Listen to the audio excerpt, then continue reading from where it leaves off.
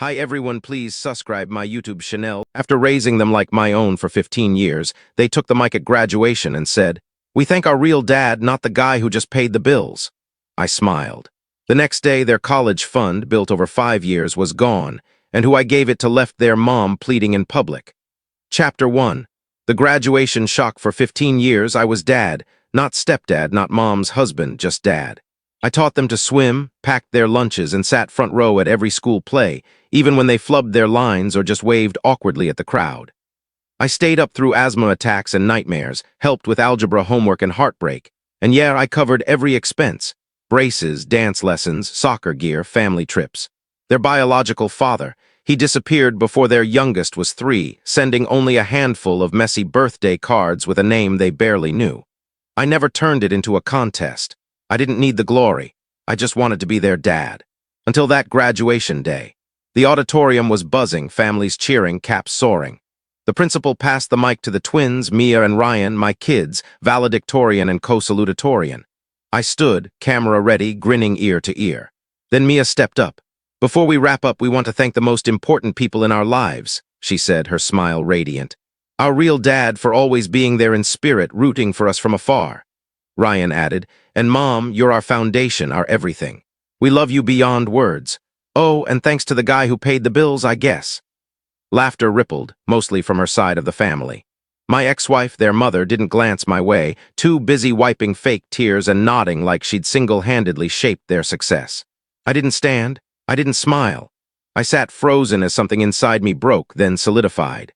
That night, I poured a whiskey, logged into the family savings account, and stared at the college fund I'd built for 5 years, $120,000.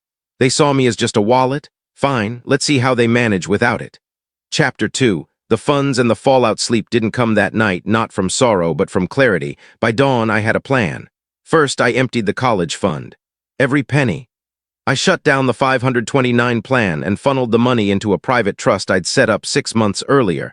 When I first noticed the shift, the way the kids talked to me, the way my ex-wife stopped standing up for me, the whispers about our real dad visiting more often. Then I sent 2 emails, one to the university's bursar, canceling the tuition payments I'd pledged, and another to my niece, Abby, my late sister's daughter. She was a brilliant kid, juggling 2 jobs and community college while raising her younger siblings after her mom's death. She always appreciated the smallest gestures, never asking for more. I called her that afternoon. "Abby," I said, "check your email, then start researching 4-year colleges, your tuition's covered." All of it. Her sobs were so intense I couldn't make out her words. That gratitude reminded me what it felt like to be valued. The next day, the storm hit. Mia called first, then Ryan, then their mother. "Dad, why won't the college take the payment? Why's the account empty?" I replied calmly. "I figured it's time for your real dad to step up. He got the credit, right?" Silence. Then came the yelling, the guilt trips, the accusations. My ex-wife showed up at my door, tears streaming. "You can't do this to your kids." I cracked the door and said softly, "They made it clear I'm not their dad, so I'm honoring their choice." Then I closed the door. She pounded for a bit before peeling out in her leased BMW, which, by the way, I stopped paying for that week. Chapter 3. Backlash and betrayal. The morning after I redirected their college funds, I braced for chaos. But I didn't expect it to go viral. My ex-wife decided to post online about my cruelty, casting herself and the kids as victims of a vindictive stepdad who pulled the plug at the last second. The internet, though, has a knack for uncovering truth. The bombshell came in the comments. Her Facebook post spread among friends, family, and the local community. Then Abby, my niece, dropped a comment that flipped the script. "I'm so sorry this happened, but I want to thank you, Uncle Nate, for your kindness. Because of you, I'm attending my dream school. You're my hero." That comment blew up. Old friends, coworkers, even some of my ex's relatives started piecing it together. People who'd stayed quiet spoke up. "Didn't your kids call him a loser at graduation? I thought he raised them like his own." Funny how memory gets fuzzy when money's on the line. My inbox filled with screenshots. Her lie unraveled spectacularly. As for the real dad they praised on stage, he bilayed. When tuition was due, dorm supplies needed buying, and loans needed co-signers, he vanished. No calls, no texts, just silence. Turns out his public praise was just a stunt for clout with no intention of stepping up. My ex's meltdown was public and pathetic. A friend from her salon called me. "She came in crying," she said. "Blamed everyone but herself." Even said, "Why didn't he warn me?" But that was the point. She'd made every major decision in our marriage without my input, let the kids treat me like an outsider, so I gave her silence in return. Chapter 4. Redemption and reality. The week after the graduation disaster was a whirlwind of blame, silence, and consequences. Then the principal called. "I know it's a big ask," she said, "but we'd like to honor you at our annual Community Heroes Assembly. Your story could teach our students about integrity, commitment, and selfless care." I declined at first. I wasn't after applause or sympathy.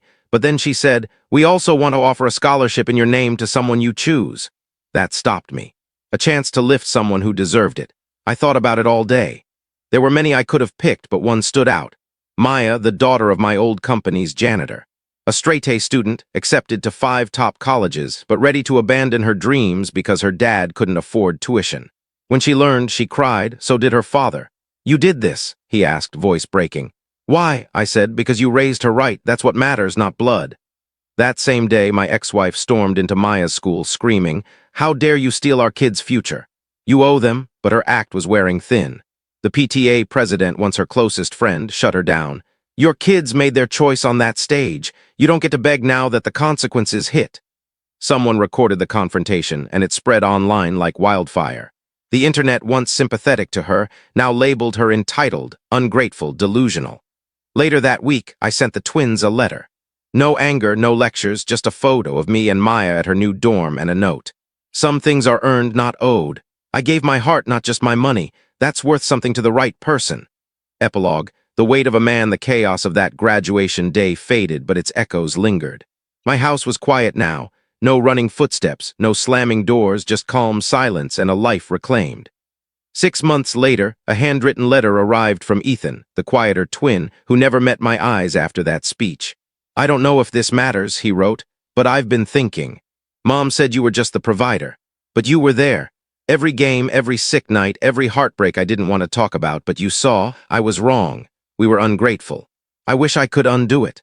No plea for money or forgiveness, just acknowledgement. That meant more than anything. A year later, I stood in the crowd as Maya crossed her college stage, valedictorian. She spotted me and waved. The announcer said, "Special thanks to our community sponsor, Alex Monroe, for supporting students who believe in themselves." The applause roared, but I stayed seated. I didn't need the spotlight. Somewhere in that cheering crowd, I knew I'd made the right call. Being a parent isn't about DNA. It's about showing up, loving without keeping score. Sometimes it's about walking away from those who don't value you to give to those who do.